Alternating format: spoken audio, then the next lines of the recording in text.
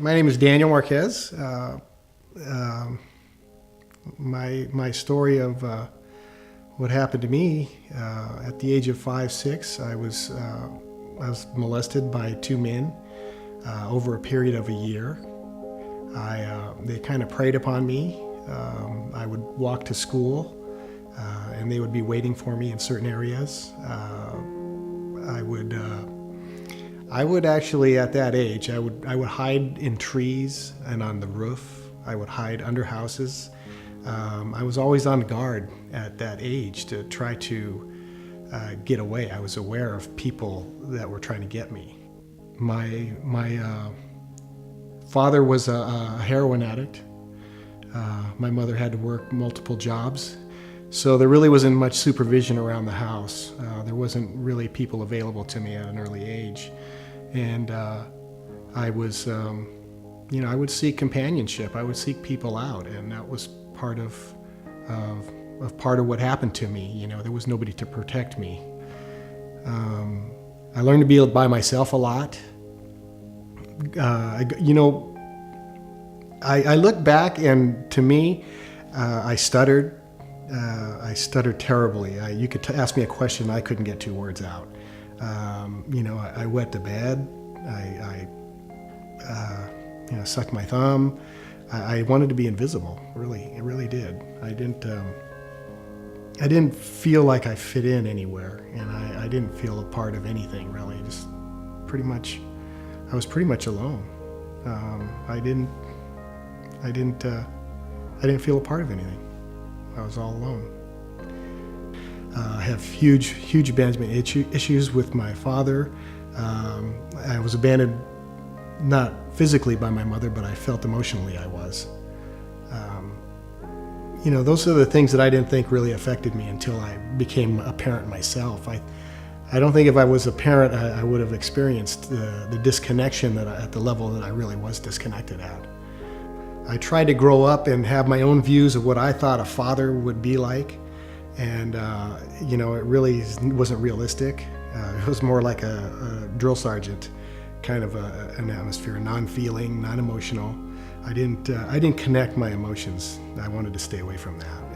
And it ultimately affected my relationship with my family and the people that I loved. I really had to look at the ugliness and the ugly parts that happened. I had to revisit the stuff in my life. And, I grew up looking at it one way. And I learned to do some inner child work, and I really learned to separate the child from the adult in my adult life, because my child ruled my life, and the things that worked as a child, the defense mechanisms that I used as a child, didn't work as an adult, and I wasn't aware of that. Today I'm a genuine feeling father. I think it's important for me to know that I didn't feel for a long time, and I numbed those senses that were given to me, at an early age. So I had to relearn how to have those back and my instincts back to be a whole individual, a whole human being, really.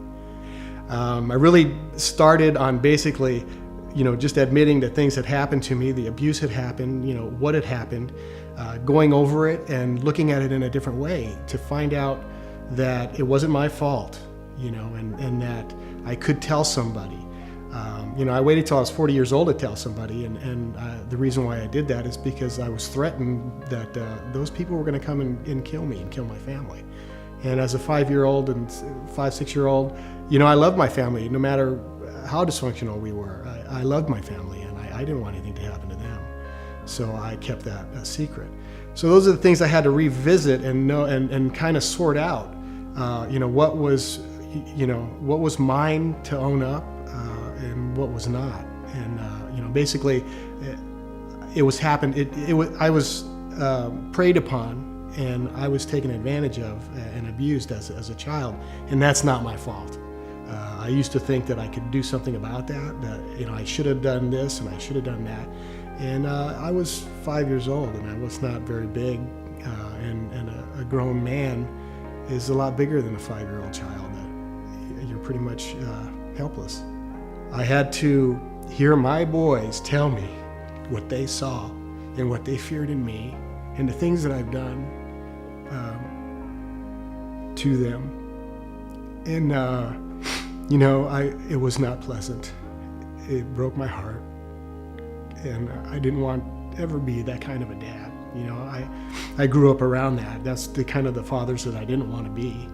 And I ended up being that. And, my oldest boy, he's a very smart guy, but we talked, he had asked me later on in life, he says, Dad, why did all this happen? Why were you this way and why were you that way? And I flat out told him, I said, he goes, no, I know you're well now. He says, but why weren't you, you're better now. He says, you're a good dad. What happened? And I told him what happened. I told him my story. They didn't know what had happened to me as a child. And I told him, I said, I was not well. I didn't have the tools. Nobody taught me how to be a dad. Nobody taught me how to be compassionate. I didn't know those things. I didn't know how to feel. And I said, and I had to learn how to do that. I had to learn how to do that from you, through relationships with women and men. I had to view things differently. And, after we were done talking about that, he hugged me, told me he loved me.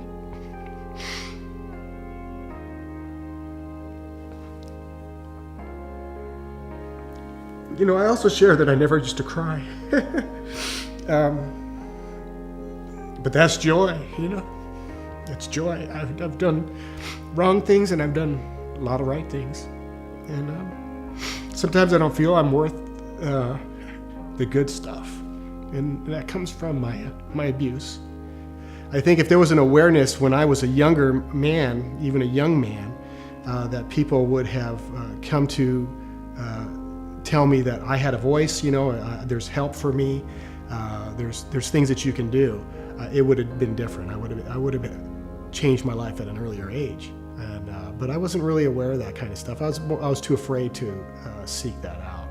Really too afraid to admit that things, as a man, to allow people to know that I was harmed or I was broken, and to admit that I didn't know how to live, and how to feel. I want people to know that you can actually go through it. The worst has already happened to you. It already happened to me, and I lived through it. And I can go through it and revisit it again and sort it out, and it'll change. I can look at it different. It doesn't affect me and hold me captive like it did.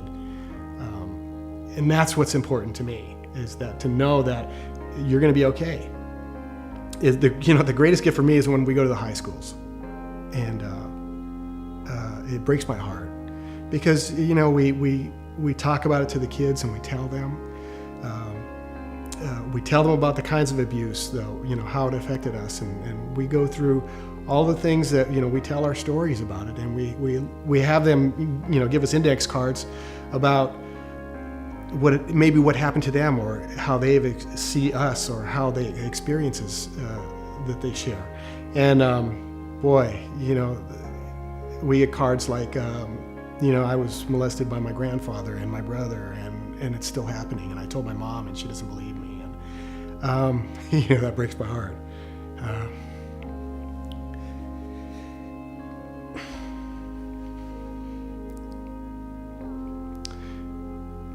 I just want I want the best for this world, pretty much, and I feel that if I can contribute, then this is what I'm doing. I never thought life could be as good and as spiritual and as rewarding as it is. And I don't want to ever change it. This is why I do what I do. This is why I'm here. I want people to know that your life can change. It's not all terrible, and it won't always be that way.